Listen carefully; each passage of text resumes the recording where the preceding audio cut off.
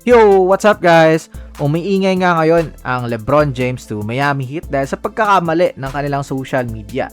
Dahil lumabas sa kanilang YouTube channel na they are ready for LeBron James on a press conference sa July 27. And parang pinapalabas kasi nila na meron ng done deal. Pero sinabi naman ng kanilang staff na preparation lang naman if ever. Pero nangyayari talaga to guys Kasi I've worked before sa ganitong mga situation sa isang PBA team na dapat ahead of time talaga pag-prepare ng mga ganito. Tsaka nasa destination naman kayo ni LeBron. So dapat yun nga maghanda kayo Ang mali lang talaga is na public na dapat private muna. Kahit kasi in-unlisted nila yan, makikita pa rin kahit sinong merong link Tapos na-forward kung kani-kanino. Ayun, dun lang talaga sila nagkamali. Ang mga maaalala ko sigurong mali ko rin dati, dapat magla-live ako sa account ko basta may ginagawa akong page dati pero na-live ko sa team.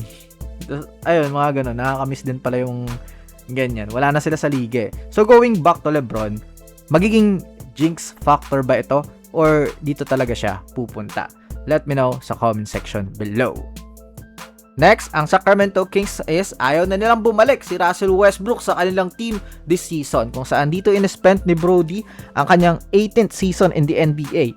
At 37 years old, nag-average pa rin ito ng 15.2 points, 5.4 rebounds, 6.7 assists, and 1.3 steals per game while shooting 43% from the field. Productive numbers pa rin talaga sa isang veteran point guard.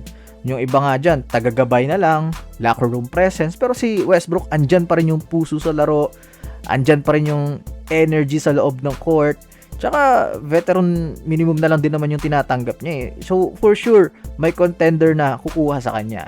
Hindi naman siya aasahan na maging dominante ulit, maging triple-double, bigyan mo ng 15 to 20 minutes tapos solid numbers, sulit pa rin talaga yung mga signing na ganyan So sa ang team kaya, pagay si Russell Westbrook. Next, another unrestricted free agent ay si Bradley Beal at namimili ngayon sa Boston Celtics or Miami Heat na nag-opt-out nga ito sa kanyang final year sa Clippers worth $5.6 million to explore the open market. Kasi magkakaroon pa rin talaga to ng team kahit sabihin nating washed na kasi yung scoring ability niya is hindi mo mahihindian pero dapat salary friendly na lang to Yung Boston kasi pwede talaga dahil sa relationship nila ni Jason Tatum. They grew up together in St. Louis and gusto na Tatum na makasama yung kanyang childhood friend, which kinda makes sense talaga. Kung Miami naman, feel ko chaos lang yung mangyayari tapos pumunta pa si LeBron Parang mapupuno lang sila ng mga veteran players without focusing on the youth movement. Pero kayo ba, saan kaya pwede si Bradley Beal?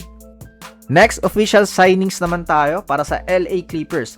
7'5" center Jamarion Sharp. Naging undrafted noong 2024 at na-develop sa G League with the Texas Legends.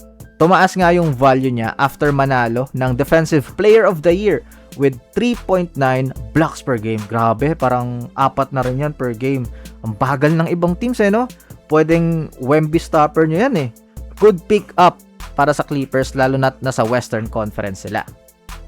Next, para sa Atlanta Hawks, they will sign Jalen Wilson. Galing nga itong Brooklyn Nets. Played 3 seasons there, averaging 7.4 points, 2.9 rebounds over 176 games. Dagdag depth sa kanilang forward position after trading Zach that can knock down open perimeter shots and compete on the defensive end na ito nga yung identity na binibuild nila ngayon. And that's all for this video. Let me know all your thoughts in the comment section below. I will now step back. Bye-bye.